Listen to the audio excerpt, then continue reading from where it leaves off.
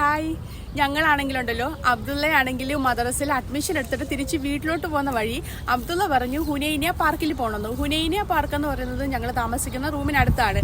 അപ്പോൾ ഞങ്ങൾ ഹുനൈനിയ വന്നിട്ടുണ്ടല്ലോ, ഇവിടുത്തെ കാഴ്ച കണ്ട് സത്യത്തിൽ ഞെട്ടിപ്പോയി.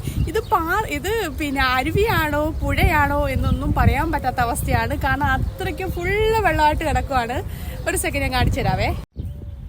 കണ്ടോ, ഇതാണ് ഇവിടുത്തെ ഹുനൈനിയ പാർക്കിന്റെ അവസ്ഥ. ഇത് നമ്മുടെ നാട്ടിലെ അരുവി കണക്കുണ്ടല്ലേ, നല്ല ഭംഗിയുണ്ട്. കുറേ പിള്ളേരാണെങ്കിലുണ്ടല്ലോ അങ്ങ് ദൂരെ അവിടെ നിന്ന് കുളിക്കുന്നുണ്ട് ഈ അഴുക്ക് വെള്ളത്തിൽ. നോക്കി, വെള്ളത്തിൽ കുളിക്കുന്നതാ.